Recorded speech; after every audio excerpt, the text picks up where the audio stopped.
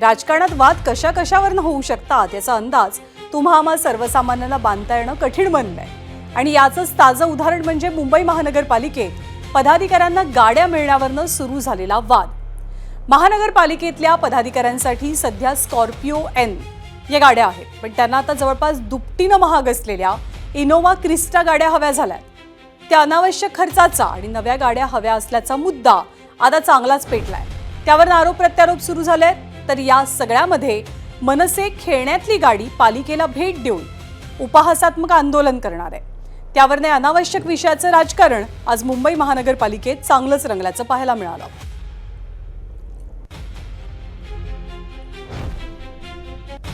तर गाड्यांवरनं राजकारण निर्माण करणारं हे प्रकरण नेमकं काय असा प्रश्न नक्कीच पडला असेल. ते प्रकरण असं आहे की मुंबई महानगरपालिकेनं महापौर उपमहापौरांसह विरोधी पक्षनेते, सभागृह नेते, विविध समित्यांचे अध्यक्ष यांच्यासाठी 13 गाड्यांची खरेदी जानेवारी महिन्यात केली. त्यावेळेला महापालिकेची निवडणूक पार पडलेली नव्हती. या 13 गाड्यांमध्ये महापौरांसाठी एक इनोव्हा हायक्रॉस हायब्रिड आणि इतर पदाधिकाऱ्यांसाठी 12 स्कॉर्पिओ एन या गाड्यांचा समावेश होता. पण महापौरांच्या गाडीची किंमत 30 लाख रुपयांच्या घरात आहे, तर एका स्कॉर्पिओची किंमत 18 लाखांच्या आसपास आहे. त्यानुसार एकूण 2 कोटी 16 लाख रुपयांचा खर्च गाड्यांवरती झाला.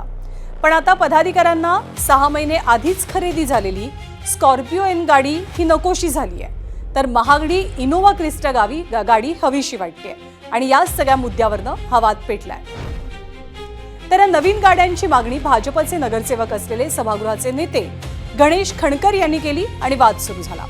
त्यांच्या म्हणण्यानुसार सध्याच्या स्कॉर्पिओ एन गाड्यांमुळे पदाधिकाऱ्यांना त्रास होतोय, तशा अनेक तक्रारी आल्या आणि हे वाहन प्रवासासाठी सोयीचंच नाहीये असा मुद्दा त्यांनी मांडला आणि त्याचमुळे नव्या गाड्यांचा आग्रह धरला जातोय.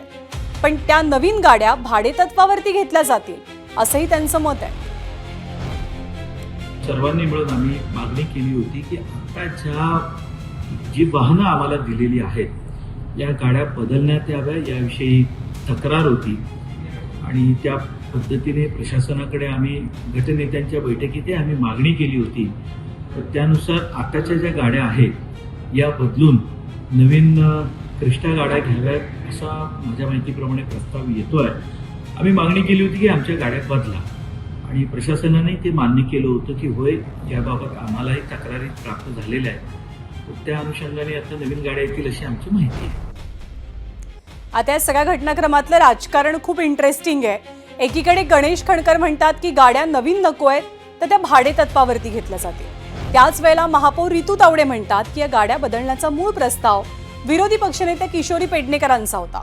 त्याच वेळेला किशोरी पेडणेकरांनी महापालिकेला या मुद्द्यावरनं इशारा दिलाय. अशा पद्धतीनं नाहक खर्च वाढवू नका, अन्यथा महापालिकेवर प्रशासक असतानाच्या 4 वर्षांचा खर्च मागू असा इशारा देताना यात आगळं राजकारण, यामध्ये काहीतरी वेगळं राजकारण असल्याचा संशय त्यांनी व्यक्त केला. तर उपमहापौर संजय घाडी यांनी सुद्धा आपल्याला काही नवीन गाडी नको आहे त्या स्कॉर्पिओमध्ये मी समाधानी आहे असं उत्तर या सगळ्या गदारोळानंतर दिलंय.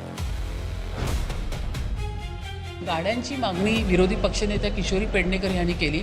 मला या गोष्टीचं आश्चर्य वाटतं.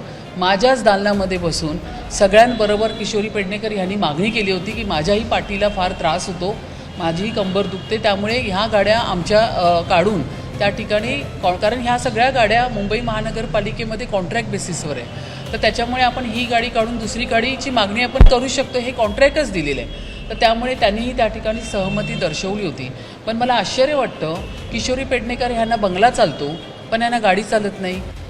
आणि जो झाला असेल म्हणजे तो प्रस्ताव आला असेल तर आमच्या सगळ्यांच्या जे आम्ही आता ट्रस्टी म्हणून एक बॉडी आलो आहे त्या बॉडीमध्ये आम्हाला माहिती होतं का? तेव्हाच का नाकारला?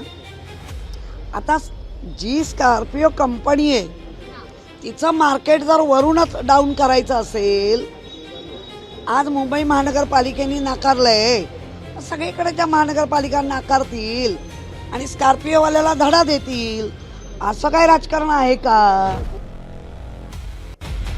तर गाड्यांसारख्या क्षुल्लक विषयावरती नाहक वाद घालून भांडत बसण्यापेक्षा आणि पालिकेचा खर्च वाढवण्यापेक्षा मुंबईत पावसाळ्यामुळे पडलेले खड्डे, गटारांची उघडी असलेली झाकणं आणि मुंबईकरांना होणारा त्रास त्याकडे जर का सत्ताधारी असोत किंवा विरोधक यांनी जास्त प्रकर्षानं लक्ष दिलं तर मुंबईकरांना दिलासा मिळेल, त्यांचं भलं होईल अशीच प्रतिक्रिया मुंबईकर व्यक्त करतात. या बातमीसोबत आज माझा विशेषमध्ये वेळ झाली आहे. आत्ता इथेच थांबण्याची.